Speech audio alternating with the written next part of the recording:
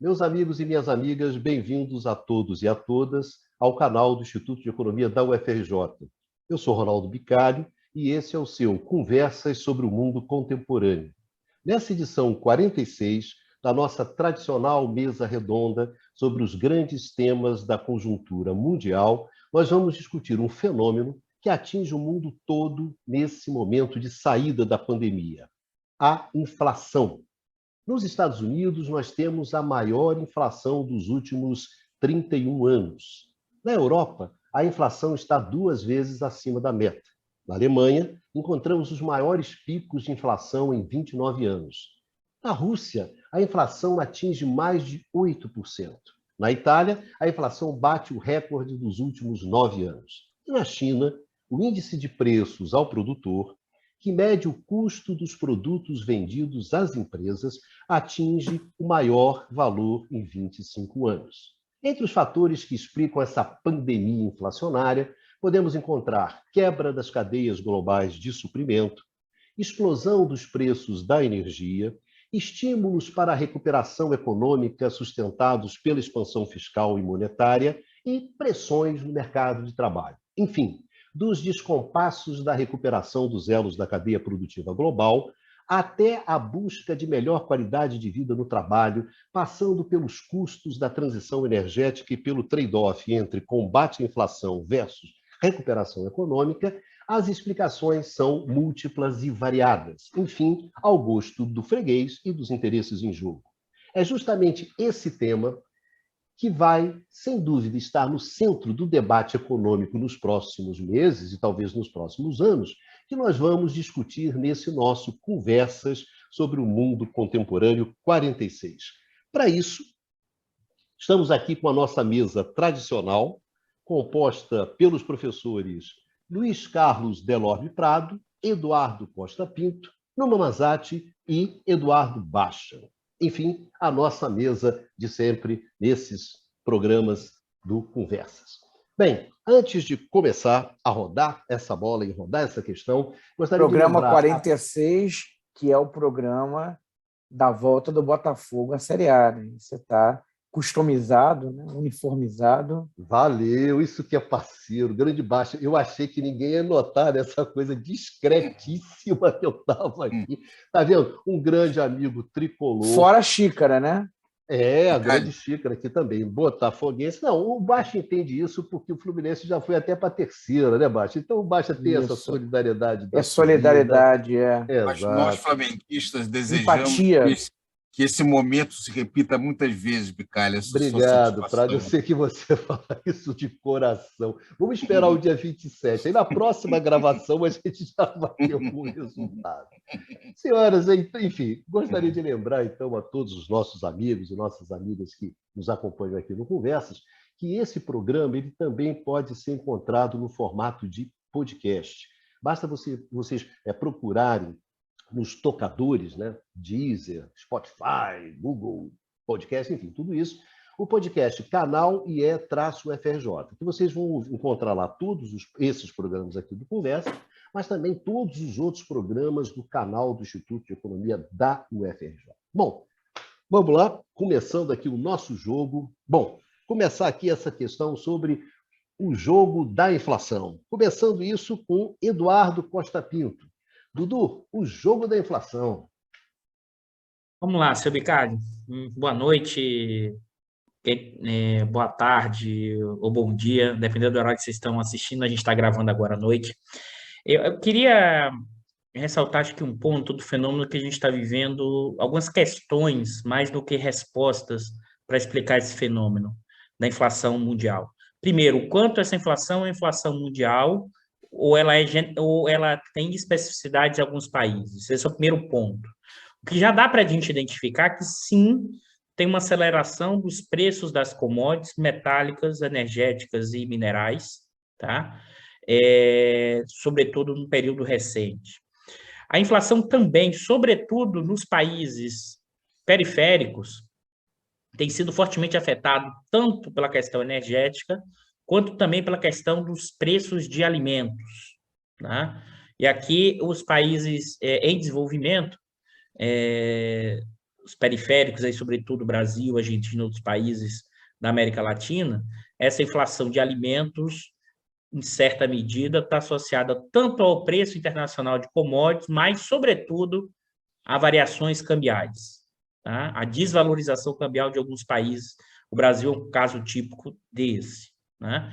Agora, eu vou apresentar aqui para vocês alguns dados, algumas informações, porque além da questão alimentar e energética, né, um outro componente associado à inflação dado a restrições do lado da oferta, sobretudo com o desbalanceamento das cadeias globais de produção no período recente. O que é isso? Para explicar certas restrições do lado da oferta. É como você teve um descasamento entre estoque, produção, pelo longo período de paralisia da produção industrial. Tanto é que você tem um problema hoje de microchips, né? Isso, inclusive, aumentou os preços dos microchips no período recente também, né? Em linhas gerais, deixa eu apresentar para vocês esses dados, um panorama geral dessas questões aqui para a gente, tá? Tá claro aí para vocês a apresentação? Ok, né? Tá visível? Vamos lá. Se a gente olha a trajetória, né, desse ano, a gente olha aqui o preço das commodities, óleo, petróleo, uma forte queda no segundo trimestre de 2020 e uma expressiva recuperação, né? Em setembro, o petróleo hoje está beirando em torno de 75, com picos de 80, mas em média 75, 76, até já chegou próximo de 80. Observe que um patamar, tá, próximo em 17, mas ainda muito abaixo do que foi em 2013, 14, 15. Você tem um forte boom dos metais, uma desaceleração, né, e um crescimento do preço dos alimentos. Vou apresentar aqui, em linhas gerais, alguns fatores explicativos apresentados, por exemplo, sobretudo aqui pelo FMI, né, e depois vou voltar no panorama geral aqui, sobretudo no último Outlook, né, que foi voltado à questão da inflação. No que diz respeito à questão dos alimentos, né, aqui é importante ressaltar o papel da China, né? Aqui, na verdade, o preço dos alimentos, sobretudo, né, das proteínas, né, já estavam aumentando mesmo antes da pandemia, né, porque você teve uma peste suína na China que matou quase uma proporção enorme do rebanho chinês, sendo que a China, tá, tem praticamente 50% do rebanho mundial de suínos. E, claro, aqui é importante perceber que, se falta carne de suíno, existe troca mundialmente seus efeitos de bens substitutos. Então, aumenta o preço da carne suína, aumentou o preço das outras proteínas animais, né? Afetando, inclusive, uma trajetória que já vinha crescendo, mas acelerou, né, também durante a pandemia. Além disso, né, as medidas precoces de bloqueio, interrupção das cadeias de suprimento, induziram o aumento dos preços do alimento ao consumidor. Os efeitos da pandemia, do bloqueio das cadeias alimentares, a questão de dificuldade de transporte, isso dificultou o processo. Há também aumento dos custos de envio e transporte crescente, isso não só para alimentos, mas também para manufaturas, né? E os preços globais dos produtores de alimentos subiram, atingindo o máximo em vários anos. O que o Bicalho está falando da inflação em geral, isso também, na questão dos alimentos, tem acontecido de forma significativa, que, em certa medida aqui, é explicada também por uma certa trajetória de manutenção de um crescimento chinês, né? Se desacelerou, mas se voltou a crescer relativamente rápido, né? E, ao mesmo tempo, o suprimento, dado os problemas da pandemia, a paralisação desse processo, gerou uma inflação que alguns vão argumentar que é temporária, e esse é um debate importante que a gente vai desenvolver mais aqui com vocês. E aqui eu trouxe alguns gráficos que sinalizam essa questão aqui, por exemplo, do preço dos alimentos pré-pandemia, tá? Que já estavam subindo, né? A inflação de alimentos, ela chegou antes, inclusive, da pandemia, né? Aqui o efeito China é impressionante, dado hoje a escala, a demanda chinesa, né? Por outro lado, os preços, como aos produtores, também subiu muito, né? Aqui e a trajetória também, né? Uma trajetória recente a partir de 2021 que sinaliza esse aumento dos preços e no conjunto em geral, né? Alimentos, cereais e vegetais. A outra dimensão que eu acho que é importante, e aqui essa afeta muito mais os países em geral todos, mas pelo menos tem afetado mais fortemente os países centrais, está associada à inflação global de energia, e aqui tem um peso importante, são dois elementos aqui importantes, destacado pelo relatório do FMI, tá? São os preços crescentes do gás natural, né, que tem se propagado no mercado de energia e outros setores econômicos, desde fábricas até serviços públicos. Isso está associado, primeiro, a uma reação lenta da oferta, com a queda dos preços nos períodos recentes, entre 2020 e 2019, redução dos investimentos, né? E o aumento dos preços tem dado, vamos dizer assim, a reação do lado da oferta, né, tem sido mais lento do que os sinais do aumento dos preços. Então, esse é um argumento. O outro é que você teve um verão e um inverno extremo na Europa, que isso aumentou a demanda de energia tanto na questão da calefação, na questão do frio, como também na utilização de ar-condicionado e coisas do gênero, gerando uma demanda maior de energia nesse período. Outro ponto importante, e talvez, eu estava pensando sobre isso, mas não tenho claro, eu vou jogar isso aqui num debate para a gente. O outro elemento importante é a questão do aumento dos preços da energia na China. E acho que é importante pensar nessa questão, porque a China passou a ser o grande produtor e exportador de manufaturas mundiais. No caso chinês, o aumento do preço tem, em certa medida, fruto de uma estratégia do governo chinês de reduzir a utilização do carvão, tá? E aumentando a utilização de gás natural e outras fontes de energia, né? Só que isso gerou um impacto muito grande na questão dos preços e o quanto a questão da inflação de energia, né, e que está associado, né, a menor utilização de carvão, inclusive a China aumentou o suprimento de carvão, que seria um elemento de substituição do preço do petróleo que está subindo. Isso não aconteceu no caso chinês, isso tem aumentado fortemente os preços. E é evidente, o Ricardo pode falar isso melhor do que eu, aumento do preço de energia rebate em todos os outros preços do sistema econômico, sobretudo aumentando os custos de produção.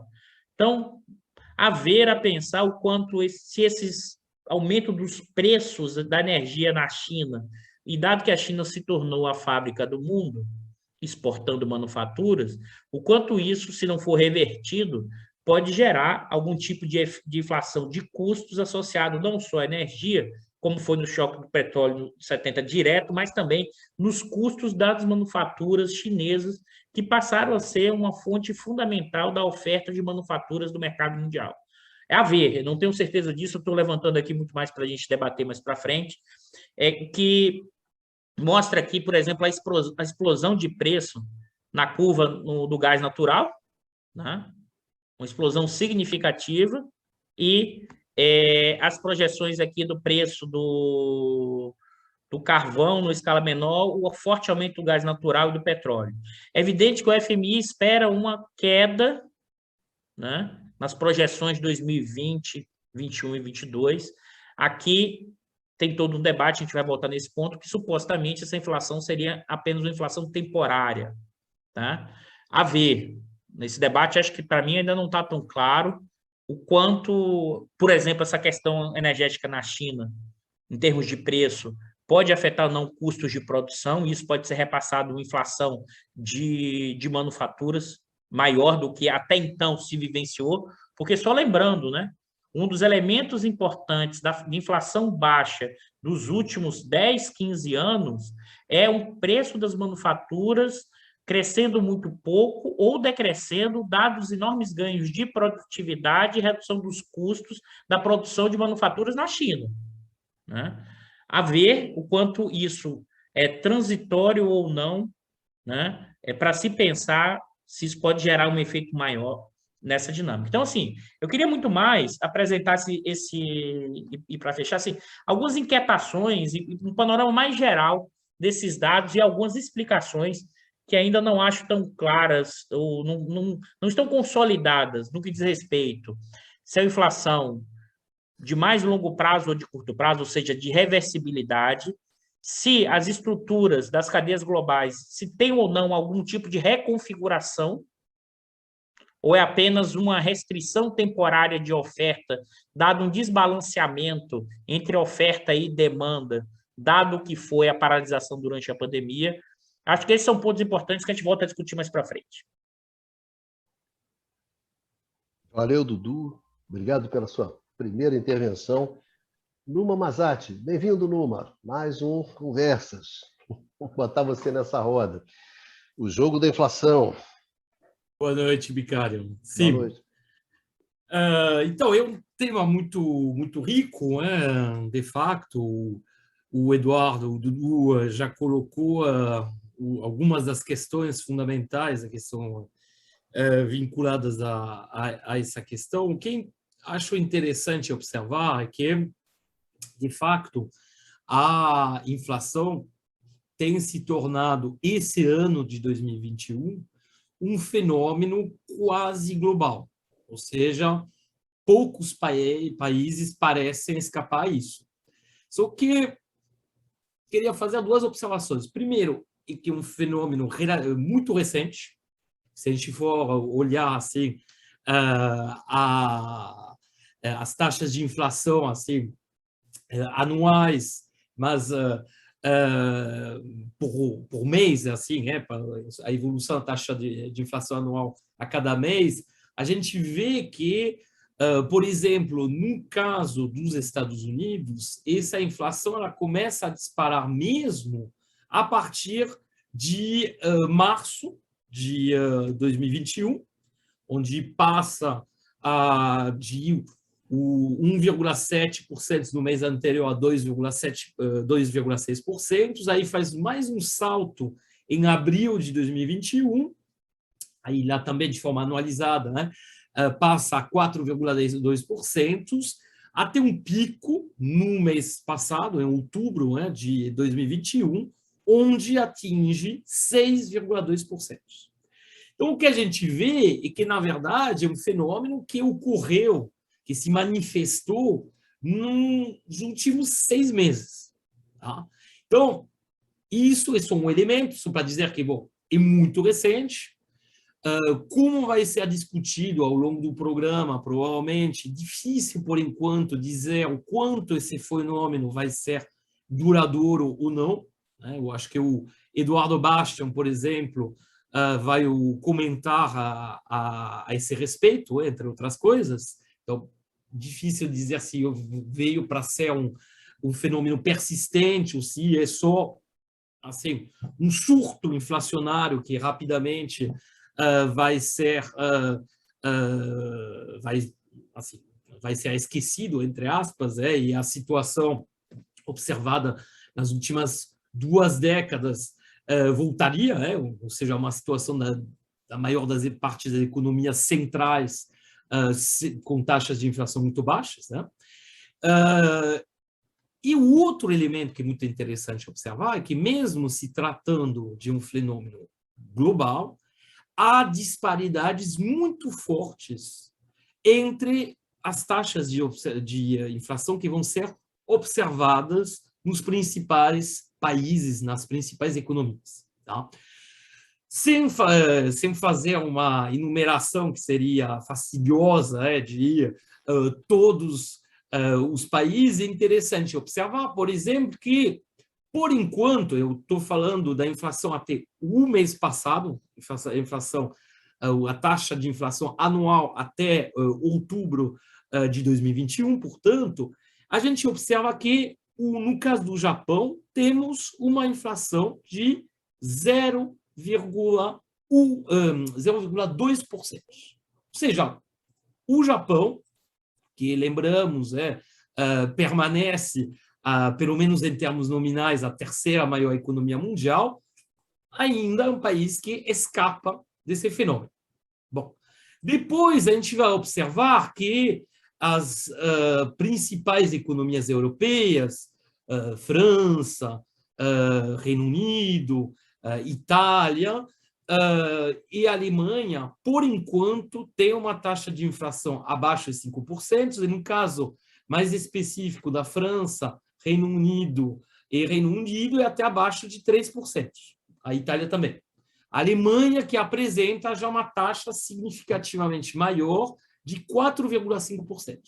Então, temos uma diferença entre as taxas de inflação da França e da Alemanha, por exemplo, de 2%.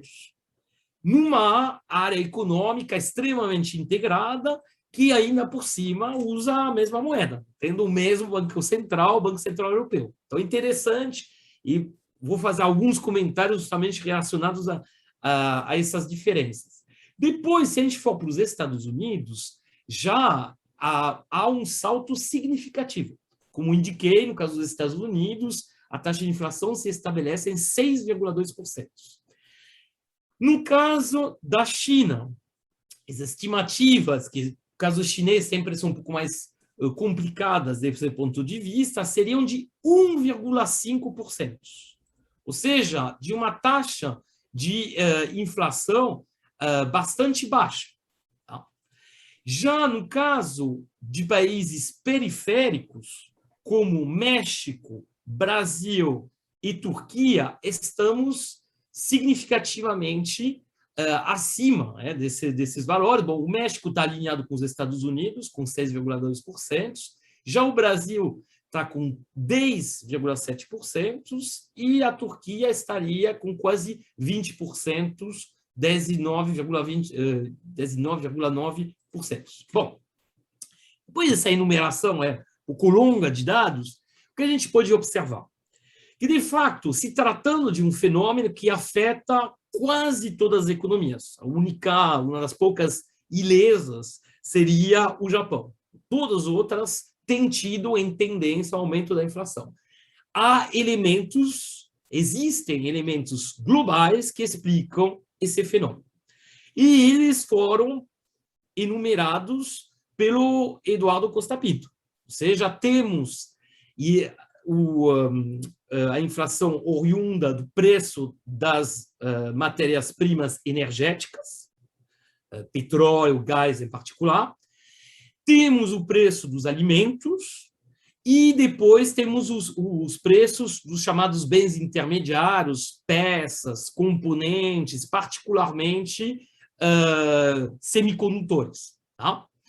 Bom, dentro desse grupo de bens assim, que puxam essa inflação de custo, e claro que o preço das matérias-primas energéticas é o que mais contribui. Se você olha, no caso de todos esses países que eu enumerei, você observa, lá são dados da OCDE, você observa que a taxa de inflação oriunda, enfim, a taxa de crescimento do preço das matérias-primas energéticas é muito significativamente acima, não somente da taxa de crescimento dos alimentos, mas também das taxas de inflação. Tá? Se a gente vamos pegar o exemplo da Itália, né? A Itália, como indiquei, está com uma taxa de inflação no mês passado de 3%, anual, até o mês passado de 3%, sendo que no mesmo período de um ano, indo de novembro de 2020 a outubro de 2021, os preços da energia na Itália cresceram de mais de 25%. Ora, sabemos que, de fato, a energia é algo utilizado por todos os outros setores da economia, que seja na produção industrial, na produção agrícola, nos setores de serviços, e, portanto, que esses aumentos dos preços energéticos acabam contaminando os outros setores. Bom, Só que, se tratasse só de uma questão de preços energéticos, de preços dos alimentos e até de bens intermediários, de semicondutores, por exemplo, não haveria muito como explicar as disparidades enormes de inflação que você observa entre países. Então, provavelmente, entram os outros elementos. E um deles estaria ligado à questão da inflação puxada pelo aumento dos salários. Bom, aí, como temos situações muito diferentes dos mercados de trabalho entre os países, isso contribuiria a explicar por que você tem taxas de inflação tão diferentes entre os países. Um outro elemento, no caso dos países periféricos, bom, citei a Turquia, o México e muito mais aí no Brasil, seria o elemento oriundo do câmbio, tá? Que o câmbio se sobreporia a desvalorização do câmbio desses países se sobreporia ao aumento das matérias-primas, tá? Tanto energéticas quanto de alimentos. De fato, nesses países, a gente observa um aumento dos preços dos alimentos, por exemplo, no caso da Turquia ou do Brasil, que é muito acima daquele observado, por exemplo, nos países industrializados. Tá? No caso do mercado de trabalho, aí não há como fazer uma análise global. Isso vai depender de cada país. No caso, por exemplo, dos Estados Unidos, a gente observa que há uma tendência ao aumento em termos nominais dos salários dos trabalhadores menos qualificados por conta do aumento do salário mínimo em muitos estados. Mais da metade dos estados americanos, em particular os que concentram as maiores, assim, os que têm a maiores concentrações de população, de atividade econômica, aumentaram já seu salário mínimo, com uma intensidade que vai variar muito de um estado para outro, mas bom, isso contribuiria, tá? Mesmo o Biden não tendo conseguido puxar um aumento do salário mínimo federal como ele tinha pretendido fazer no seu programa, tá?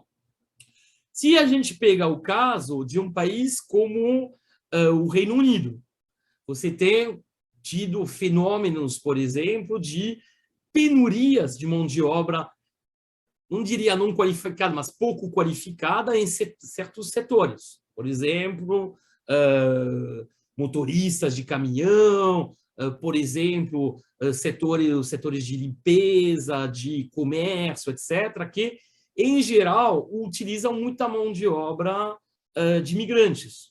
Tá?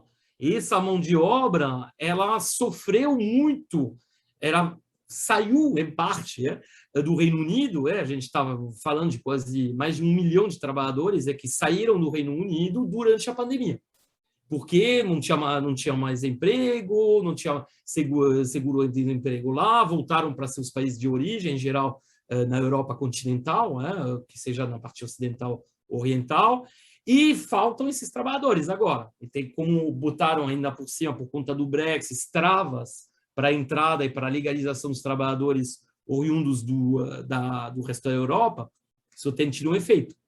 Na Alemanha, você tem um fenômeno também parecido, onde tem uma certa penuria de trabalhadores não qualificados. Na Fransa, até um certo ponto, teria, mas num grau muito menor, que explicaria até porque você não teria tanto, você teria uma inflação abaixo. Então, tem uma questão do conflito distributivo que se coloca nos países, que aí vai depender muito da situação social e econômica de cada país. Tá?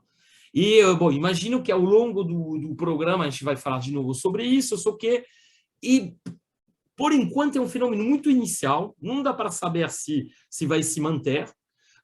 Mesmo assim, se a gente for olhar o caso dos Estados Unidos, a gente vê que as taxas de salário nominais lá podem aumentar, mas as taxas de salário real não necessariamente aumentam. Então, ainda há muita incerteza enquanto a essa nova situação. Obrigado, Numa, pela sua contribuição ao debate aqui nessa nossa primeira rodada.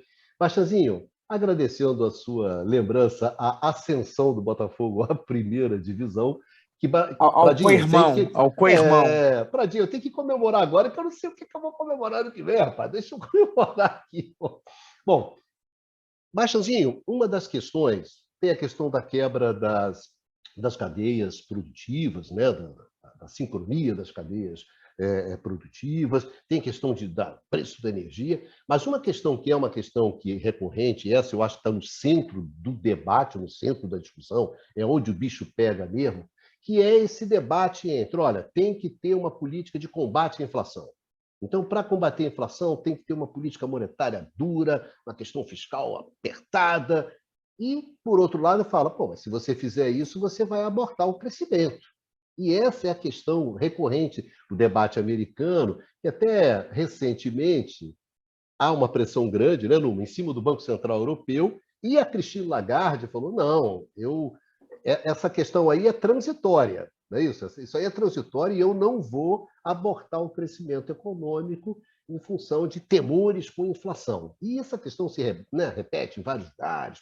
Ou seja, Bastianzinho, eu queria que você falasse um pouco sobre esse debate econômico, né, que é um debate de economista, né, que aí tem milhões de interesses, milhões de visões jogadas, que eu acho que é onde é que tem a pimenta boa mesmo da discussão, está aí. Então, passar essa bolinha para você, que é aí que o bicho pega, e aí que vai pegar. Bom, existem algumas questões, né, que giram em torno dessa discussão, né? Um ponto que tem sido muito debatido é se esses impactos inflacionários são transitórios ou permanentes, né? Se eles terão persistência. Aí é importante ter em conta, né, quer dizer, que a persistência não significa aceleração, né? Quer dizer, houve um choque inflacionário que elevou o patamar da inflação internacionalmente. Tá? Então, quer dizer, a ideia de permanência é, eventualmente, as taxas inflacionárias ficarem em torno dessa taxa que atingiram recentemente. Mas isso não quer dizer uma inflação explosiva, né? Que isso leve a uma disparada inflacionária. Tá? E isso, às vezes, é colocado no debate, né? Quer dizer, que a permanência significaria... É um velho papo, né, que se fala, que a gente disputa muito aqui no Brasil, né, que não tem, que uma pequena inflação é como uma pequena gravidez, né? Enfim, vai aumentar necessariamente, né? Então,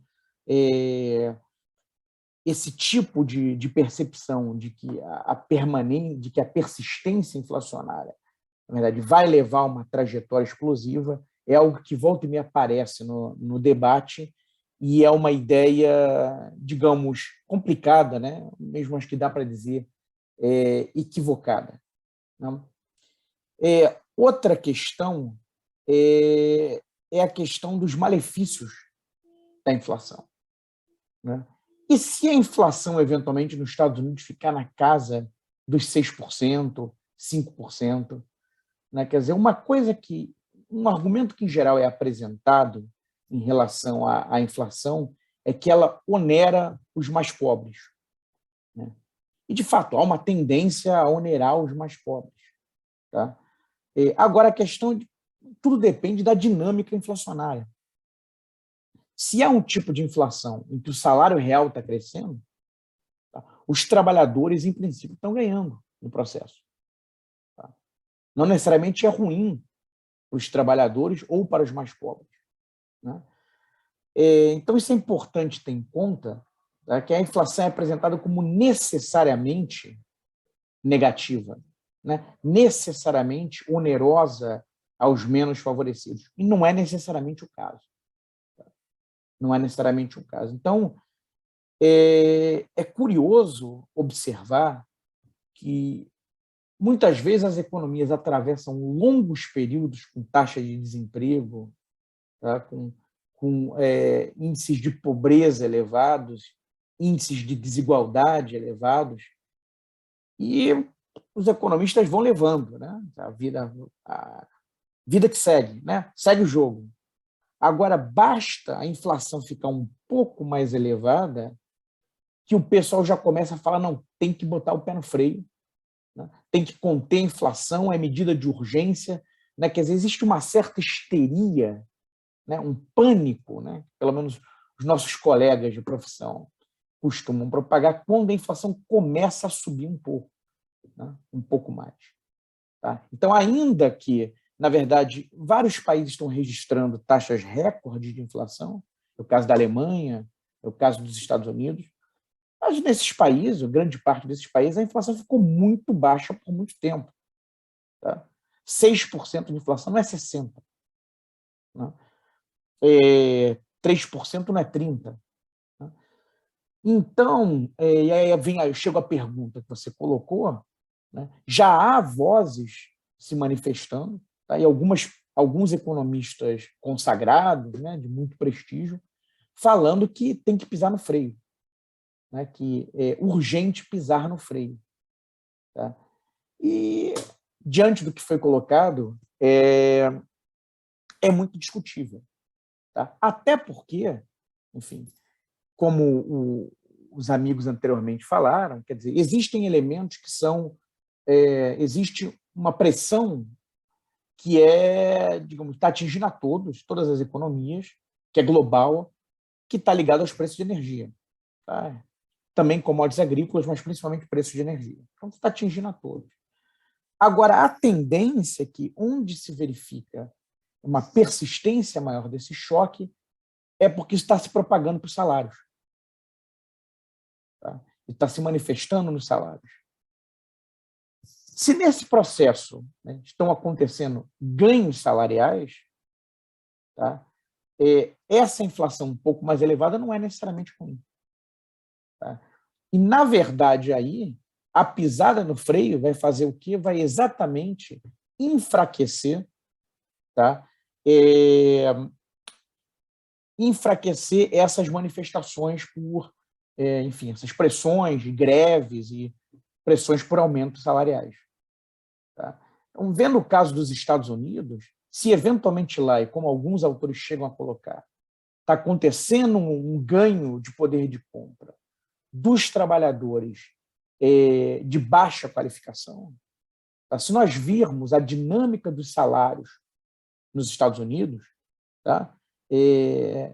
Os aumentos foram muito modestos nos últimos 30, 40 anos, o que é, em parte, né, a razão pelo aumento da desigualdade que houve nesse país nas últimas décadas. Tá? Então, pode ser até salutar, principalmente se fortalecer, aumentar a resistência salarial doravante. Valeu mesmo, Baixazinho. Prado, o nosso decano. Pradinho, inflação, quantas vezes você já discutiu isso na sua vida, Pradinho? Quando você pega no pós-guerra, historicamente, e você analisa, você tem uma série de episódios de inflação que foram bem caracterizados. No período pós-guerra, os dois momentos de pico inflacionário, nós estamos falando de inflação mundial, serão na década de 70, né, quando você teve os famosos primeiros e segundos choques de petróleo, depois vai haver uma resposta disso com a política neoliberal pesadamente anti-inflacionária norte-americana, que sobe taxa de juros e leva à eclosão da dívida externa, principalmente dos países latino-americanos. Nós vamos ter... então, toda a década de 70 e a década de 80 vão ser períodos de inflação elevada. Mas na década de 90 e diante, com alguns poucos momentos de pico, como a invasão do Iraque, alguns momentos muito particulares, nós vivemos um período de baixa inflação mundial. O Numa estava falando sobre o Japão. O maior problema do Japão, já há algumas décadas, não tem sido inflação, mas deflação. O Japão vem com inflação zero durante um período já longo. É importante explicar um pouco para as pessoas que, no Brasil, a impressão geral que se inflação é uma coisa ruim, deflação deve ser uma coisa ótima, né? Os preços caindo. Mas, na verdade, deflação leva a aumento do desemprego, leva a quebra de empresas, é uma situação muito difícil. Então, a inflação muito baixa que ocorreu durante um período longo não necessariamente significava uma boa coisa, ela refletia também um tipo de dinâmica econômica que, sob muitos aspectos, no Ocidente gerou poucos empregos, levou a uma piora na distribuição de renda e vários elementos que foram complicados dentro disso daí. Então, a primeira coisa que se levanta, a primeira preocupação que se tem nesse momento, é se nós estamos perante uma situação onde há efetivamente um choque de custos, de alguma forma, que vai aumentar o patamar da inflação, ou isso é apenas uma situação momentânea, depois de uma situação completamente incomum, que foi essa terrível pandemia que nós tivemos logo no início do ano que vem, completa 2 anos, né? E que daqui a pouco essas questões vão retomar à normalidade. Difícil a gente saber agora. Agora, as diferenças entre os países são muito gritantes. Por exemplo, vamos pegar, a título de exemplo mesmo, eu não vou analisar em detalhes a situação brasileira, mas se nós pegamos o Brasil como exemplo de um país periférico, nós vamos ter o choque devido à desvalorização cambial, que é uma questão muito, muito importante, mas nós vamos ter também o fato de que os estoques reguladores de produtos agrícolas nunca tiveram tão baixos. Ou seja, no momento em que você não intervém sobre oscilações de preço de commodities de curto prazo, isso pode ter consequências graves para o nível de preços de um país como o Brasil. Se nós pegamos o caso da Argentina, a inflação elevada não tem a ver com o que está havendo agora, tem a ver com a fragilidade das contas externas argentinas, que são, já é recorrente, que faz com que a inflação nesse país gire, se eu não me engano, a última vez que eu vi, está em torno de 50%, é bastante elevado. Então, quando nós analisamos as razões para a inflação em diversos lugares do mundo, nós vamos encontrar situações muito distintas. E é difícil dar uma explicação única para o que está acontecendo com essa pressão inflacionária mais elevada no mundo todo. Mas a minha primeira impressão, e eu sempre chamo a atenção como historiador econômico, é muito difícil fazer história do tempo contemporâneo, porque você ainda não viu qual é a dinâmica, o que vai acontecer. Mas a minha primeira reação é que eu não consigo ver nos países industriais avançados nenhum fenômeno que indique que nós estamos perante uma situação de uma pressão inflacionária persistente e muito excepcional. Talvez se a questão do gás europeu, né, você tem toda a questão do preço do gás muito mais elevado, o preço de energia muito mais elevado, que é a praia do Bicalho, se isso for uma tendência mais persistente, isso pode ser uma causa mais duradoura dessa inflação. Se não for, eu não acho que esse aumento que ocorreu de commodity, essas questões de estrangulamento nas cadeias globais produtivas são razões suficientes para explicar uma mudança do patamar de inflação mundial durante um período muito longo. Para começar, eu vou parar por aqui, mas eu acho que tem muitos outros pontos que a gente poderia aprofundar nesse debate. Luiz Carlos, eu queria fazer uma observação em cima do que você falou e do que o Numa falou anteriormente, né, sobre os anos 70, né, o período da chamada estagflação, é que é interessante notar que também ali houve uma grande dispersão.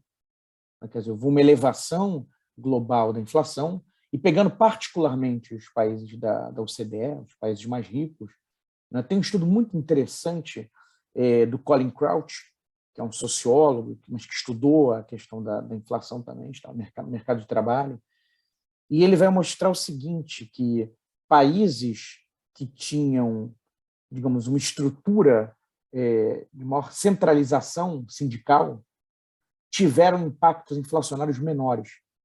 Tá? No caso, escandinavos, em particular Suécia, e também a Áustria. Tá? Maior capacidade de negociação, né? Exatamente, e de divisão de perdas. Claro. Né? De divisão de perdas entre capitalistas e trabalhadores. Mas aí tem dois elementos. Na verdade, tem a dinâmica do conflito entre capitalistas e trabalhadores, mas também, quando você tem uma pulverização sindical, existe também a disputa entre sindicatos, né? Porque eles usam os ganhos do outro sindicato como referência. Tá? Então, tem tem o conflito capital-trabalho e tem o conflito trabalho-trabalho.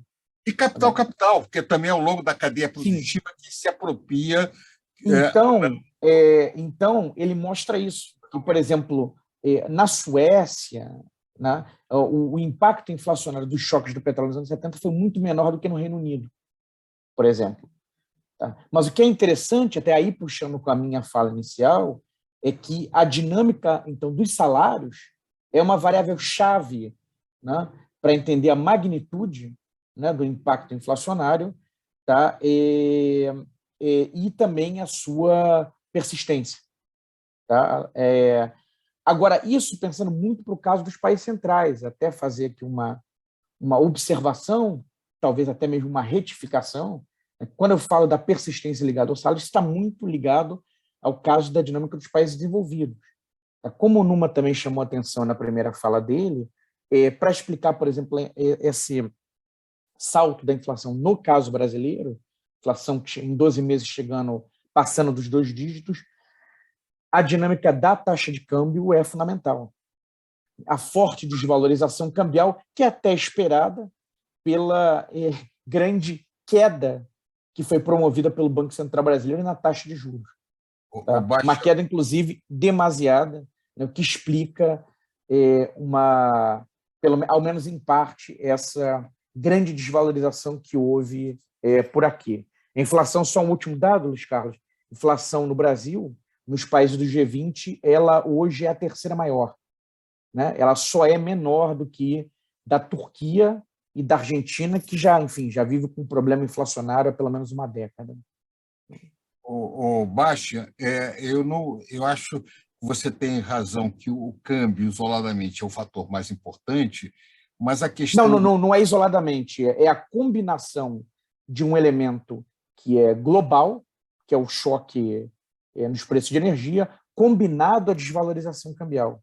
Tá? Isso é que dá a nossa característica. Aliás, e falando nisso sobre também a questão dos cenários futuros, e aí com isso eu encerro, a dinâmica dos preços de energia vai ser chave. Tá? Tem câmbio, tem a questão da dinâmica salarial, mas a dinâmica dos preços de energia vai ser chave para discutir, o caráter duradouro ou não dessa inflação mais alta, né? Colocando de lado também as respostas dos diferentes governos. Eu vou tentar passar aqui, ver se eu consigo fazer uma apresentação de um gráfico que saiu no UOL há coisa de um mês, que é muito interessante sobre a questão de estoques reguladores. Deixa eu ver se eu consigo aqui botar isso. Um minutinho só. Você comentar e colocar, Prado, Vai, Numa, vai. Não, por favor, Dudu. Entrou, está aparecendo ou não? Está aparecendo? Por acaso, não? Tá não, Prado. Bibicalho, você tá mutado. Tá certo. Eu só queria fazer um pequeno... Não, vai lá, Prado. Eu quero ver se eu consigo apresentar esse aqui. Só um instantinho. Agora foi, não? Está mutado, Bicalho. Não, está dando Foi, para ver. Prado. Legal, os toques reguladores. Pois é só esse dado que é muito interessante. 2015, quando começa a nossa crise, olha aqui nesse gráfico o nível dos estoques reguladores. Aqui é arroz, milho, café, feijão e trigo. Olha aqui em 2021, é uma fração disso. Isso daqui tem um impacto decisivo no preço de alimentos. O Brasil, historicamente, sempre usou estoques reguladores para controlar variação de preços durante a safra. Deixa eu sair agora disso para voltar.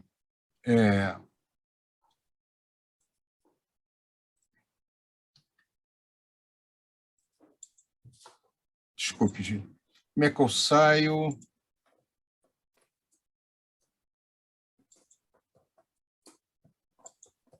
Pronto, saí. Bem, então, eu estou pegando isso para chamar a atenção que, muitas vezes, uma política liberal que parece uma política pró-controle de inflação tem efeito o contrário. A mesma coisa na área de petróleo. No momento em que você muda a política de preços da Petrobras, o efeito é desastroso. Então, o meu ponto é que a inflação mundial ela tem algumas razões conjunturais. Há um risco que ela seja mais persistente se a dimensão de energia for realmente um fator que, de alguma maneira, possa mudar o patamar do custo básico do conjunto da economia, pelo menos o preço de energia, como aconteceu na década de 70, mas para outras regiões do mundo, as razões podem ser muito diferentes, como no caso do Brasil, no caso da Argentina, e, ao contrário, no caso do Japão. E como o Baixa chamou a atenção, a capacidade de negociação de cada país para enfrentar cada um desses problemas também vai determinar onde é que você fica nessa dispersão da taxa de inflação mundial. Vou passar adiante aqui, vamos continuar a conversa. Eu gostaria de pegar um pouco esse gancho do Prado, fazer só um pequeno comentário aqui sobre essa questão da energia. Pode falar bastante, Bicalho. Energia, você é o cara, né? Você é o cara, acontece, né? Baixa. Põe fogo nisso aí, Bicalho. Não, esse tema é um tema, grande, né? Bastante complexo. Você tem toda a questão relacionada ao mercado de petróleo, mercado de gás, o que está acontecendo, somente no setor elétrico, né? No preço de eletricidade, na tarifa elétrica, no caso europeu, né? Está bastante elevado, isso tem uma série de consequências. Tanto é que, acho que na próxima semana, quer dizer, nós lá do Grupo de Economia da Energia, a gente vai fazer uma mesa redonda, né? Vamos gravar um programa exatamente só sobre esse tema, que é essa crise.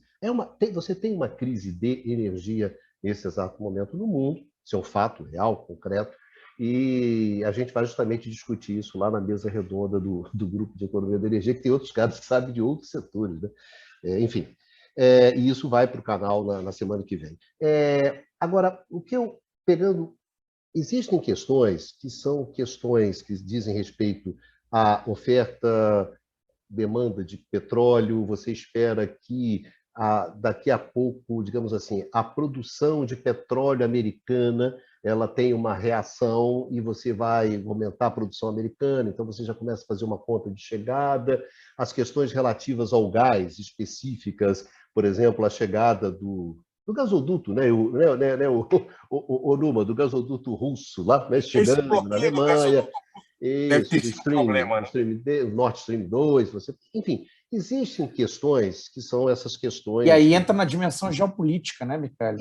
Isso, eu diria que tem uma discussão que seria assim, uma discussão que a gente teria normalmente em cima da questão da energia, mas eu acho que a questão importante aqui, que eu acho que é a questão que o Prado colocou e que vocês estão colocando, o que é transitório, o que não é transitório, o que é estrutural, o que não é estrutural, o que chegou para ficar.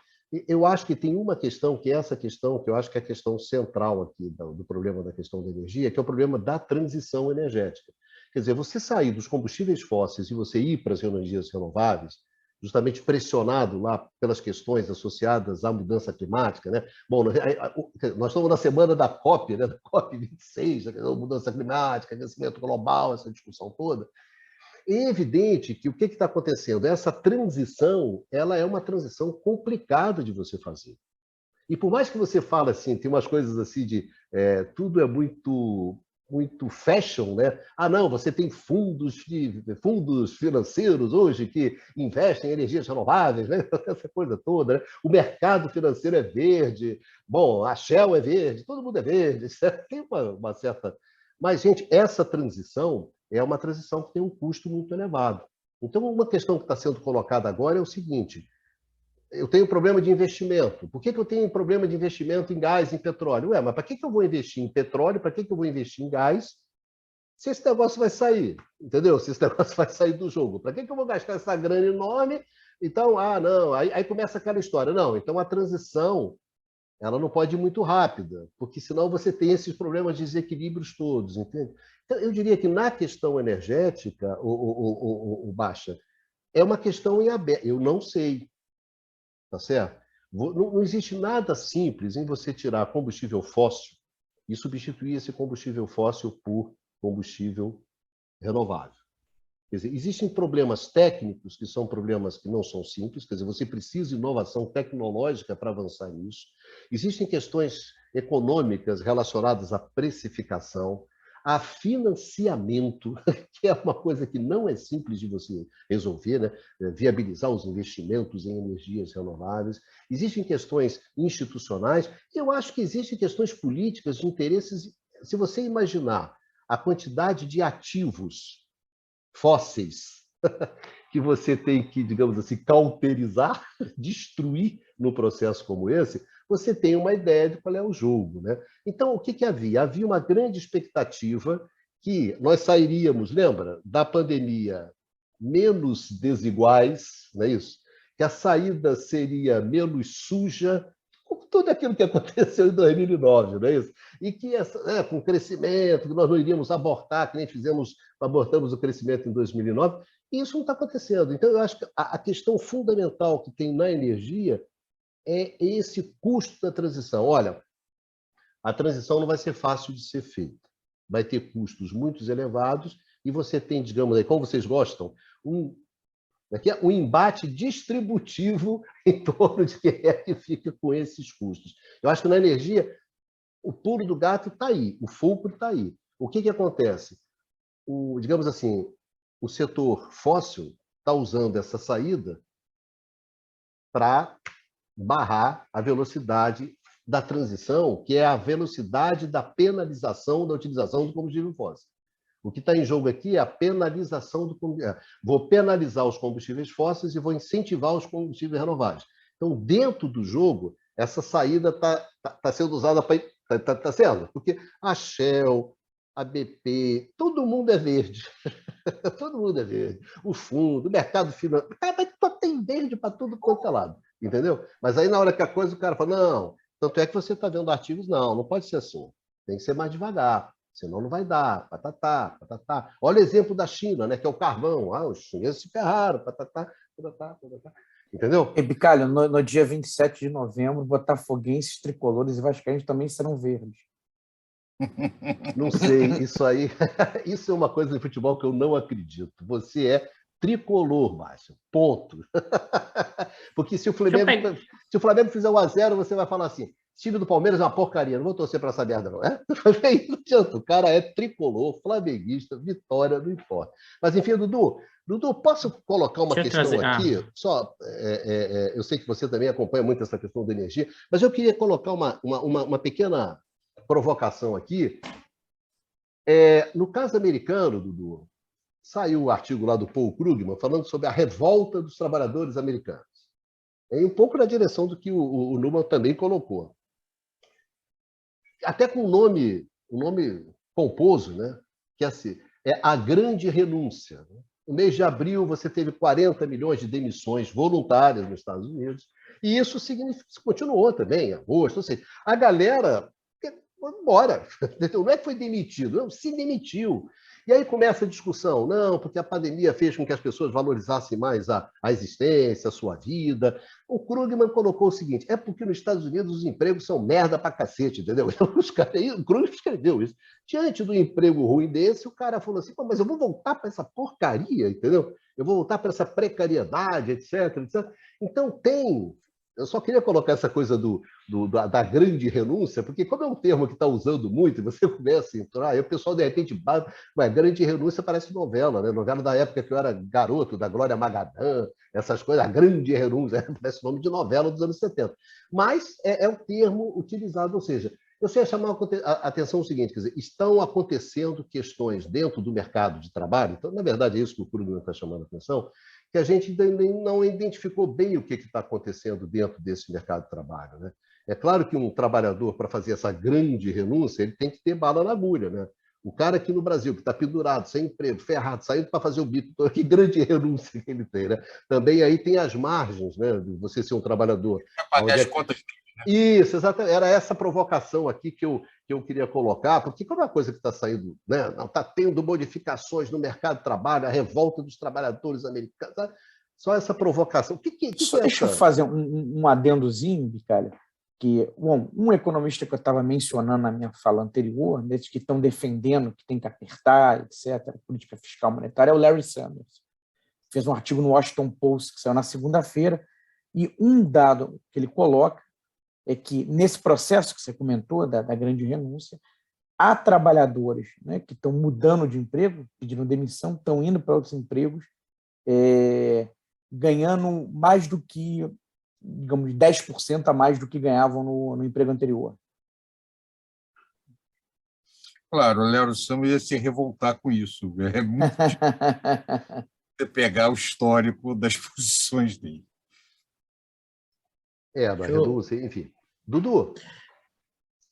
Bicalho, assim, eu não tenho olhado o mercado de trabalho norte-americano com maior detalhe nos últimos tempos, mas o que eu posso dizer é o seguinte: acho que isso pode até estar acontecendo, mas é um fenômeno, aí eu acho que é um fenômeno temporário, porque a capacidade de você sair do mercado de trabalho e gerar renda, porque essa que é a questão, você vai para a condição de quê? De inativo, por exemplo. Como é que você vai conseguir garantir renda com salários relativamente baixos? O pessoal da família, o núcleo familiar está segurando você. Então, assim, eu entendo que o emprego norte-americano, a taxa de desemprego está relativamente baixa. Então, você tem um contingente, vamos dizer, familiar empregado no volume maior. Mas eu acho que a ideia da grande renúncia aí, eu sinceramente acho que isso poderia encaixar num extrato de renda, ou nas chamadas camadas sociais médias, que teriam uma capacidade, dado o suporte familiar, para se manter por um período mais longo. Isso pode estar acontecendo porque, por exemplo, na pandemia, você conseguiu as classes médias, isso você pode observar que aconteceu em vários países do mundo, segmentos médios pouparam mais, conseguiram guardar parte da renda.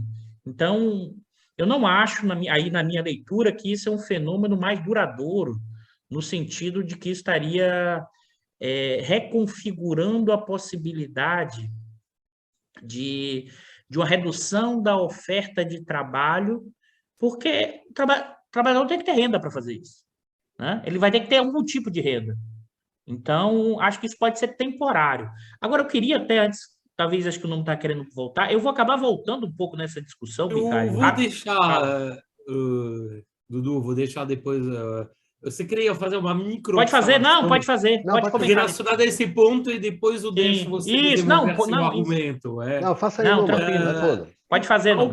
A observação do Dudu é interessante. De fato, a gente pode, que na verdade o que colocou o Eduardo Baixo lá quando falou das questões justamente da permanência ou não persistência da taxa de um fenômeno inflacionário, né? Porque um dos elementos que levaria, como colocou o Eduardo, a uma persistência do fenômeno inflacionário seria um renascimento, de uma certa forma, do conflito distributivo. Bom, relacionado ao ponto que colocou o Dudu, um elemento essencial que explicaria, pelo menos, a amplitude desse fenômeno assim, de saída, realmente não sabia que estava na ordem de 40 milhões de trabalhadores, tem que tomar cuidado, porque isso é a saída, mas parte deles já devem ter entrado em outro emprego, então teria que ver o saldo, na verdade, dessa conta. Mas tem um elemento essencial, na verdade, que que explica, em parte, esse Não, fenômeno. Mas no caso americano, é 4 milhões, né? 4 milhões 4 pediram. milhões. 4 milhões 4 pediram. milhões, tá, Isso, porque 4 eu ouvi milhões. 40, eu confesso que eu Não, ouvi não, e me não. assustei um Expressei errado. pouco. É Tá lá, 4 4 milhões. milhões. Em Tá. abril, houve 4 milhões de Na demissões verdade, voluntárias. o que você observa é que, na verdade, bom, aí sim, corresponde aos dados que isso, de fato, são pessoas que saíram mesmo, que não estão se mantendo Só uma fora coisa, do Bicalho, eu acho que você trabalho. falou 40, eu também fiquei... Não, é possível, é possível. Às vezes a gente pensa uma coisa... Eu também tinha, eu também tinha ficado impressionado. É o que mais faz nessa idade, é pensar uma jogada e fazer... Imagina.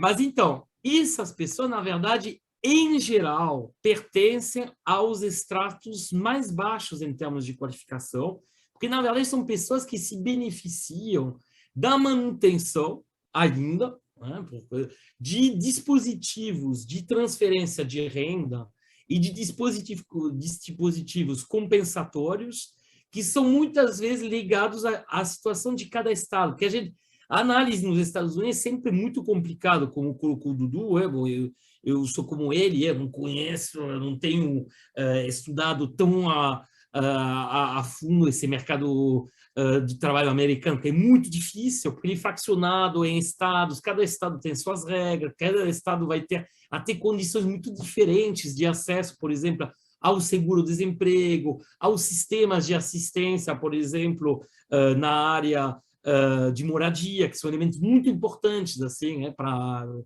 no caso dos Estados Unidos. Então, parece que, na verdade, tem umas... E a sobrevivência, entre aspas, de parte desses dispositivos, porque tem lugares onde foram removidos, né, se você pegar certos estados, que explicaria por que, ao ter que escolher entre ter essa atividade profissional, bom, aí não usa os termos que você colocou, Bicalho, mas vamos dizer pouco remuneradora, o trabalhador simplesmente prefere receber uma ajuda, né? Será um seguro-desemprego, uma coisa, porque ele não vai ter que gastar com transporte, não vai se expor também a uma série de riscos. Não esqueçamos que também tem muitos trabalhadores que são esses trabalhadores de aplicativos, que aí tem que pagar o próprio carro, pagar a própria gasolina, justamente no contexto onde tem uma explosão dos preços da energia, tudo isso. Então, está rolando uma arbitragem simplesmente porque os salários, como todos nós colocamos, né, que seja o Dudu, o Eduardo e depois o Luiz Carlos, os salários são muito baixos, e você também colocou, Bicalho, os salários são extremamente baixos nos Estados Unidos, né? Um colega nosso, o Franklin, o Frank Serrano, por exemplo, numa discussão com o Eduardo, baixa, e como indicou, a gente está em níveis de salários que são historicamente baixos, assim, desde os anos 50. A gente tem, se você for o cálculo, bom, eu fiz um pequeno cálculo, hoje você está com um salário que é um salário real, né, dos trabalhadores não qualificados nos Estados Unidos, que 42% abaixo do que ele estava em 1980. A gente está nessa situação. A gente está numa situação de trabalhadores que estão confrontados a problemas, a uma falta de acesso à saúde, e isso o Obamacare não mudou fundamentalmente. A gente conhece todos os dados de queda de expectativa de vidas para certas categorias de trabalhadores, particularmente os não qualificados. A gente está na frente da situação de trabalhadores que perderam qualquer rede, que não fazem mais parte de qualquer rede assim, de solidariedade familiar por uma série de razões é pouca, solidariedade, vamos dizer, societal é pouca. Então, tudo isso cria uma situação, você tem um limite, né? Você tem um limite abaixo do qual não dá para descer. Se a gente volta aos clássicos, você tem você tem um salário limite, de subsistência. Exatamente, salário de subsistência que você vai encontrar nos MIT, né? E a gente está chegando, bom, rapidamente, o salário de subsistência clássico ele tem duas componentes. Tem uma componente, vamos dizer, fisiológica, que é simplesmente não morrer de fome, e tem uma componente histórico-socialmente construída. No caso, hoje, nos Estados Unidos, para os trabalhadores não qualificados, estamos muito perto, e se a gente for considerar até em termos de avanços tecnológicos, científicos, medicais que foram realizados, a gente está até abaixo, quase, dessa subsistência fisiológica. Trabalhadores que têm que se entupir de remédio, você tem uma quantidade de trabalhadores que têm adição a remédios contra dor, porque simplesmente não tem acesso a nenhum tipo de assistência médica. Então, a gente está numa situação absolutamente dramática nesse ponto. Então, e que trabalham muito e não conseguem nem ter uma renda para o mínimo. Pois é.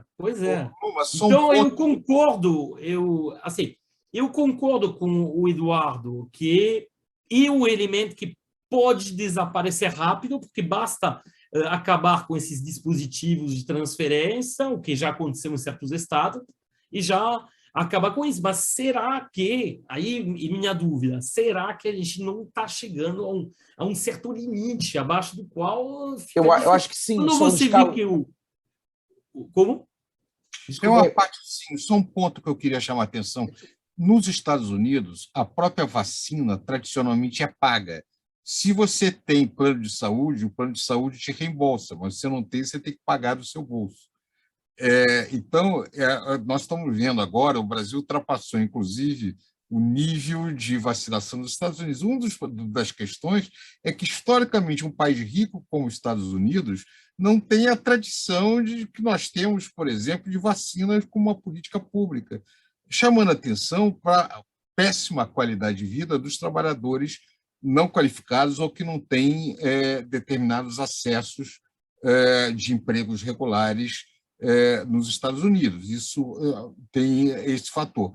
Agora, uma outra coisa, quando a inflação é devida ao aumento de salários e que você tem uma mudança de preços relativos, isso é uma boa inflação. Você teve no pós-guerra, durante o período do chamado dos anos dourados, que os preços subiam. A inflação, que eles chamavam de inflação rastejante, né? Creeping inflation. Creeping inflation. Porque a boa parte da inflação era devido à mudança dos preços relativos e do aumento dos salários reais. Esse era o meu ponto ali naquela primeira intervenção. Eu queria chamar a atenção justamente para esse ponto. Mas voltando para o número, depois eu também queria fazer uma outra colocação. O Numa estava completando o raciocínio dele. Não, o Numa fechou. Você quer completar? Porque depois eu volto, Baixo. Eu passo para só, a questão que colocou o Dudu é uma questão fundamental. Saber se a intuição em que vão fazer de tudo para que seja temporário. Isso. Quanto vão conseguir? Aí acho que de novo, vai depender de cada país. Não dá para dizer vai ser assim de forma geral no mundo. Cada país tem suas circunstâncias. Bicalho. Só queria uma informação, é só uma informação que o Numa colocou. Numa, o que se observou em alguns estados americanos é que mesmo você interrompendo o auxílio que o cara estava recebendo, você não modificou esse movimento de saída, de demissão, de cair fora, entendeu?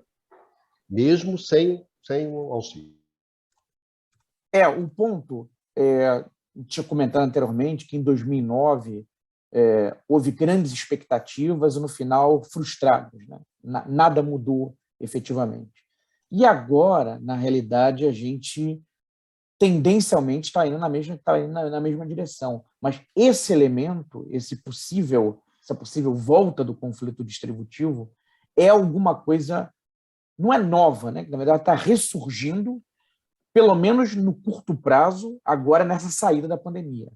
Aí tem a discussão exatamente que vocês colocaram, se será ou não duradoura. Agora, pensando no caso dos Estados Unidos... Nesse ponto eu queria fazer uma provocação. Não. Então, deixa eu fechar. Então, se será ou não duradoura. Tá? Agora, no caso específico dos Estados Unidos, talvez, quer dizer, inclusive, recebimento dos auxílios, né, tenha ficado claro aquilo que o Numa falou, olha, não dá, entendeu? As condições nas quais a gente trabalha são inadmissíveis.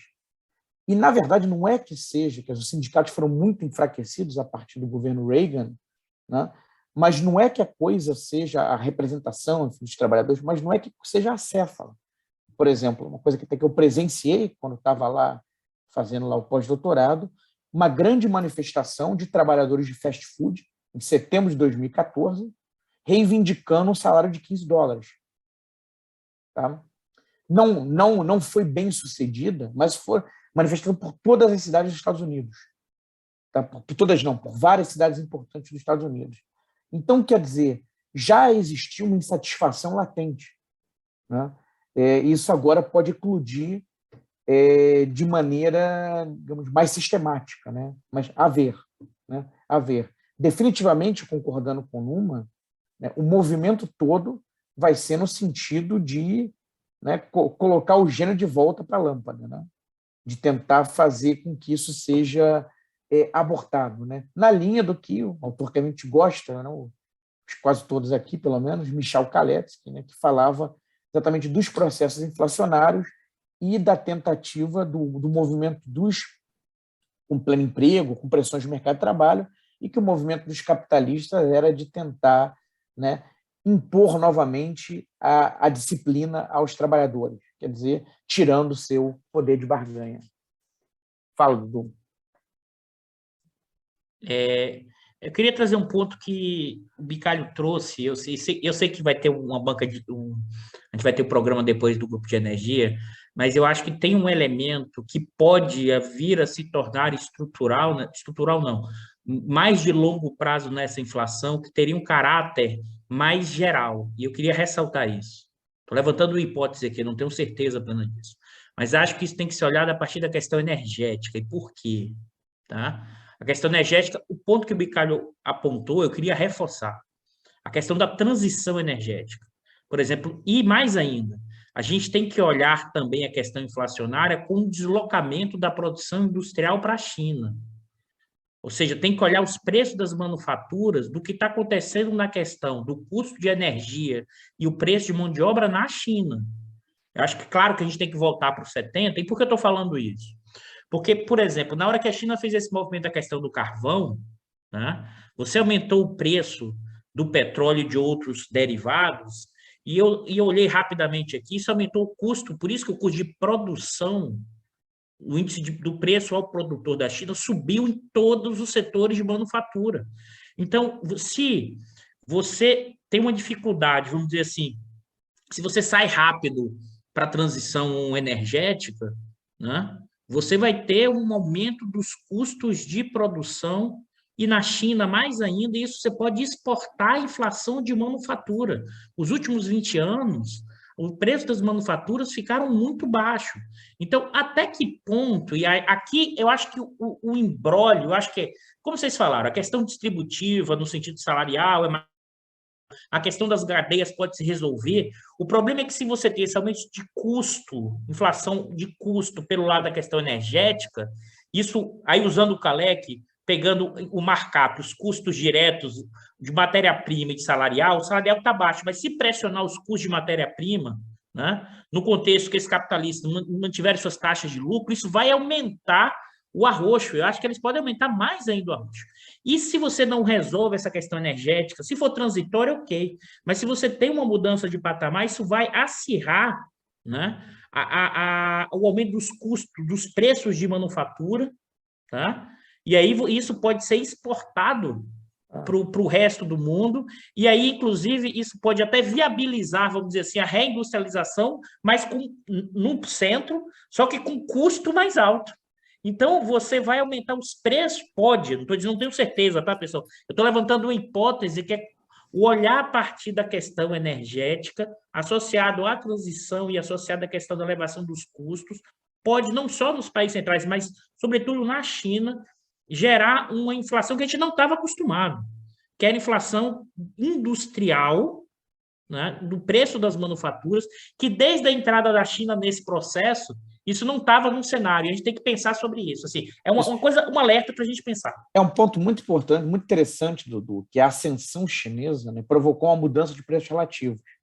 Né, jogou para baixo os preços industriais, jogou para cima o preço das commodities agrícolas, metálicas, enfim, petróleo. Mas aí, dentro do cenário que você está vislumbrando, né, essa possibilidade, você está aventando, seria uma situação, na verdade, de preço de commodities em alta e preço de produtos industriais também. Sim, sim. Aí realmente você tem uma tendência a pressões permanentes, enfim, a uma permanência de taxas mais elevadas de inflação. Esse é um ponto a se pensar. Eu não tenho certeza, mas esse é um mais ponto que a gente constante. tem que ficar no radar. Mas é uma hipótese interessante. Sim, você teria... Porque é um outro mundo.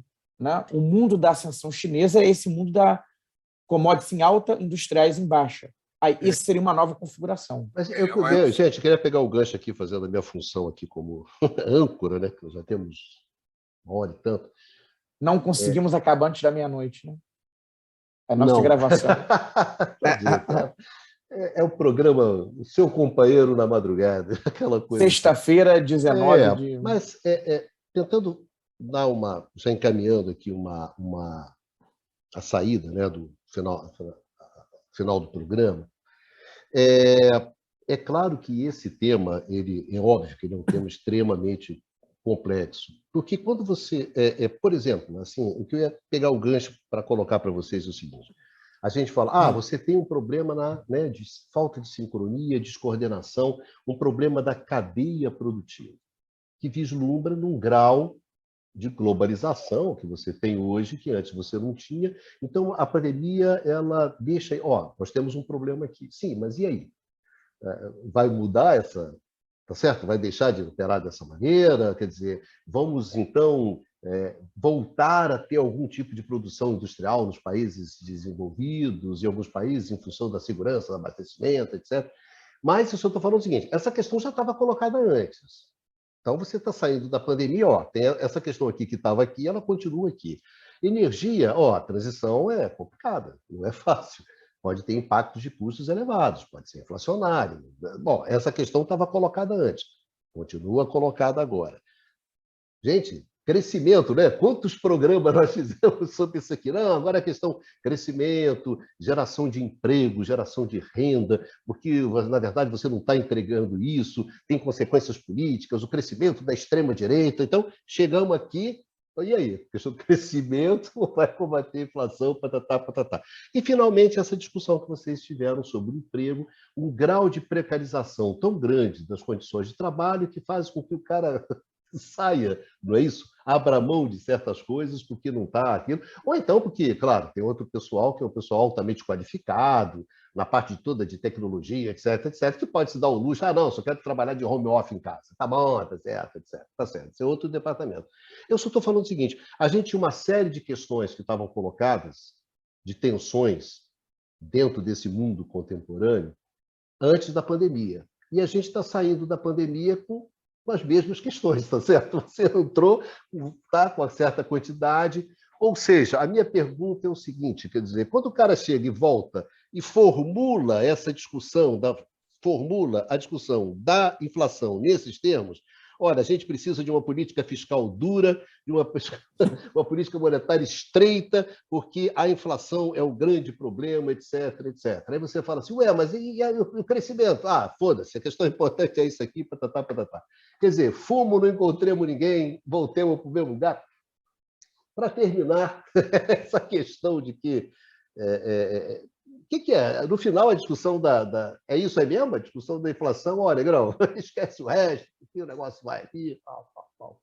Pradinho, você que já viu essa discussão várias vezes, você que já assistiu esse negócio 550 vezes. Você que conhece a inflação, né? Conheço. Sim, já vivi. Eu acho que você que viveu a inflação como adulto, né? Como adulto, é verdade. Veja, eu não tenho dúvida de que essa é uma discussão que vai voltar, porque, como o Larry Summers já colocou aí, e se, de repente, esse pessoal começa a querer ganhar mais? Né? Vai começar a afetar a taxa de retorno dos nossos negócios. Veja, é claro que isso é uma situação que se coloca. O que nós estamos vendo é a marcha da história por uma situação de grande polarização. O que você está colocando, Bicalho, é o seguinte, olha, aliás, se lembra que o programa que nós fizemos, que a saída ia ser tudo igual, mas um pouquinho pior, parece que nós acertamos. Então, você está sem som. É porque esse programa, o Prado, foi o nosso programa de maior audiência. Foi esse. E acho que vocês estão sendo otimistas, que são um pouquinho pior. A gente está saindo muito pior, pessoal. Não, mas isso foi lá atrás. Isso foi em dezembro. Foi lá atrás. Isso foi em dezembro de 2020. Dezembro de 2020. Pois é. Então, era a frase do Michel Houellebecq. Pois é. Isso. Pois é. O problema é que algumas das questões que nós tratamos antes é acirraram. O conflito distributivo está pegando fogo, né? No sentido de que, olha, a questão você teve durante esse período da pandemia, parecia que agora é o seguinte: eu só quero trabalhar, né? Porque na pandemia muita gente perdeu emprego. Eu quero apenas trabalhar. Uma questãozinha simples. A Argentina foi para o caralho, quer dizer, para variar, a gente achou que dessa vez não vai, né? Vai ter que recuperar, papapá, tá lá a Argentina. Eu só quero. Mas apostar crise na Argentina é sempre uma aposta segura. Pois é, mas eu só quero trabalhar. Não, eu não só quero trabalhar. Trabalhar dessa maneira não dá mais, fica complicado. Bem, nós discutimos isso também, que, olha, as cadeias globais produtivas mostraram que, nessa conjuntura de crise, geraram muitos problemas, porque o just-in-time, com uma cadeia produtiva global, dá qualquer problema, falta produto mesmo em país rico. Então, se rediscutiu a possibilidade de reduzir um pouco as cadeias produtivas globais e aumentar o grau de autossuficiência. Isso tem custos, aumenta o preço e tem problemas também de consistência espacial, né? Como é que ficam essas coisas todas? Então, eu acho que nós estamos sentindo também uma onda de choque ainda da pandemia sobre isso daí. Agora, como vai ficar daqui por diante? Por isso que eu digo, eu acho prematuro dizer, eu não tendo a não achar que o Dudu tem razão quando diz que é possível que o preço dos produtos industriais vai crescer muito a partir da China. Isso não é uma tendência no capitalismo. Em geral, o aumento da produtividade global leva a uma redução de preços de produtos manufaturados. Eu não creio que isso venha a se inverter. O que eu acho que você pode ter, sim, em alguns pontos, por mudanças de política. E, obviamente, se houver um acirramento nas questões de uma nova Guerra Fria, onde você queira conter a China, e, para conter a China, você precisa reduzir a importação de produtos baratos chineses. Isso pode ter uma implicação também sobre a inflação global. Ou seja, o cenário agora não dá para a gente falar muita coisa sobre isso. Nós temos que aceitar a nossa incapacidade de dar um cenário mais claro se essa inflação é persistente ou não. Eu tendo a achar que ela é mais transitória do que persistente, porque inflação baixa é característica do sistema que a gente tem, altamente financiarizado. Pode ser que mude, mas eu acho que nós teríamos que esperar um pouco mais. Agora é prematuro falar alguma coisa. Está sem som novamente. Está sem som, Bicalho. Estou sem som, né? Sempre esqueço o som aqui. Valeu, Pradinho, valeu mesmo. Baixazinho. Está sem som também, nós estamos Está sem som, baixa, vocês só sem som. Até Eu sei. A gente comentou muito sobre esse artigo do Larry Summers, que até a gente coloca na descrição do vídeo, né? Vou colocar na descrição do vídeo, já que a gente falou várias vezes sobre ele. O curioso é o seguinte, que ele encerra fazendo a seguinte consideração. Ele diz que a inflação nos Estados Unidos, né, no final dos anos 60 e da década de 70, foi o que levou, né, à vitória do Nixon, dos republicanos, né, do Richard Nixon, e depois, ali mais adiante, do Ronald Reagan. E aí ele diz que essa inflação, se não for combatida, né, é caminho certo para uma nova vitória do Trump nas próximas eleições norte-americanas. Tá? ele só esquece, né, o seguinte ponto. E ele mesmo fala o retorno do Trump. Bom, o retorno porque ele já chegou uma vez. E quando ele chegou em 2016, não tinha inflação e era o governo Obama. Por que o Trump ganhou em 2016? Porque havia uma série de problemas e insatisfações nos Estados Unidos, né, ligadas a exatamente esse processo de pauperização de uma parte grande da massa trabalhadora, aumento da desigualdade, fenômenos desse tipo, né? Quer dizer, a crise da pandemia e esse movimento, pelo menos de curto prazo, possivelmente, o quiçá provavelmente efêmero, né, de retorno do conflito distributivo, é exatamente uma oportunidade para, doravante, reduzir, né, atenuar essas disparidades, que são, na realidade, a origem da chegada do Trump ao poder. E o que eles querem é fazer exatamente o contrário do que tem que ser feito, né? Com roupagens diferentes, né, a gente vai encontrar fenômenos semelhantes em outros países, inclusive aqui, né, onde o tema do ajuste fiscal volta com força ao debate.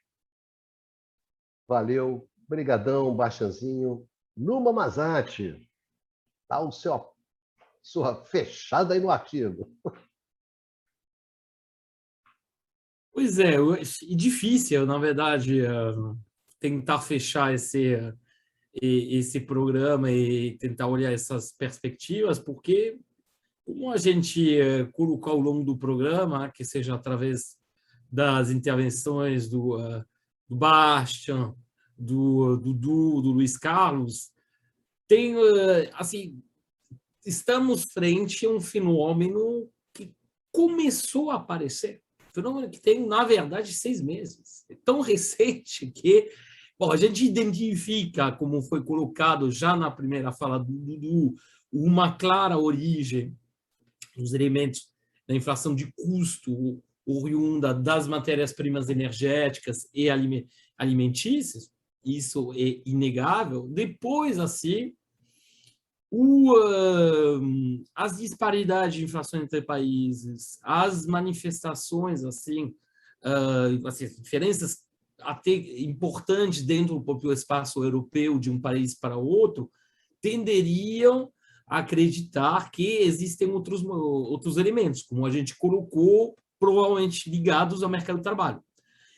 Mas, tanto no caso da inflação de matérias-primas e até oriunda dos bens intermediários, né, nas peças, componentes, quanto no caso de uma inflação que é em determinados, que aí, bom, essa inflação impacta todo mundo, quanto no caso da inflação mais, aí caso por caso em cada país, assim, oriunda do mercado de trabalho, que aí vai depender justamente dessas características do mercado de trabalho de cada país, até da própria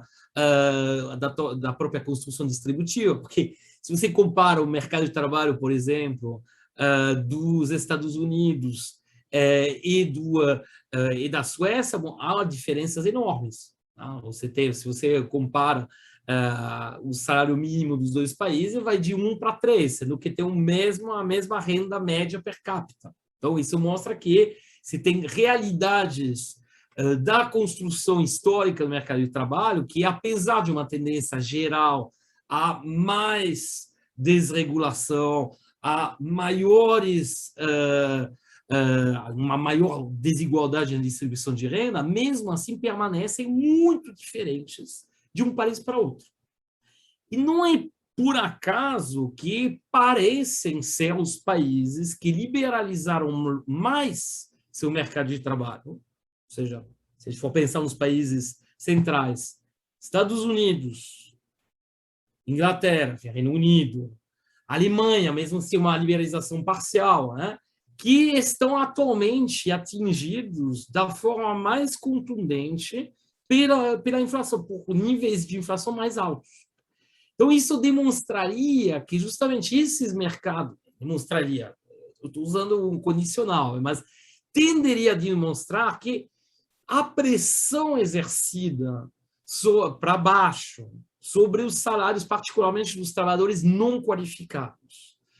Há agora mais de 4 décadas, desde a chegada da Thatcher e do Reagan, nesses países, e até desde os anos 90, final dos anos 90, por causa da Alemanha, leva a uma situação que cada vez mais conflituosa. Obviamente tem diferenças. No caso do Reino Unido, tem muito a ver com a situação específica criada pelo como chama? Pelo Brexit. Né? Exatamente. Então, a grande questão, aí como foi colocada pelos dois Eduardos em particular, sobre a nossa dupla de Eduardos, que de saber se vai se manter, se vai ser transitório, muito difícil responder. Né? No caso dos elementos, tem um elemento, aí seria assim que eu fecharia a minha fala. Gente, na década de 2000, a gente teve uma alta considerável do preço das matérias-primas, que sejam as matérias-primas energéticas, minerais, alimentos, tudo. O pico de inflação que você tem na década de 2000, no caso dos Estados Unidos, vai ser colocar para vocês, vai ser de 3,8%, que vai ser em 2006, e a média, assim, na década, é abaixo de 3%. Então, e você teve... então, não sei o quanto esse fenômeno sozinho, por exemplo, você não vai ter um aumento para sempre, alimentando, pelo menos, sendo responsável por uma taxa de inflação relativamente alta, que seria um desses elementos. Isso, realmente, não acredito. A hipótese que colocou o Eduardo de mudanças relacionadas ao preço como se chama, dos bens manufaturados é uma ideia interessante. Aí depois, não sei, bom, lá também a gente todos nós estamos conjecturando, mas pode ser aí, de fato, tem um elemento assim. A China claramente está tentando reorganizar também, como se chama? Cadeias, Salários, suas próprias cadeias, e empurrar vamos dizer, as atividades mais intensivas em mão de obra para outros países. Tem tido isso, por exemplo, em certos países, no Sudão, na Etiópia, no caso, e no resto da Ásia. Então, tem esse elemento. Bom, tem um elemento tecnológico que colocou Luiz Carlos. Tem isso. E como colocaram tanto o Eduardo Dudu quanto o Bicalho, de fato, a questão de uma evolução, eventualmente, da matriz energética chinesa, no sentido de ter que usar menos carvão, porque isso, inclusive, está criando problemas de bem-estar, problemas de saúde pública, uma série de questões.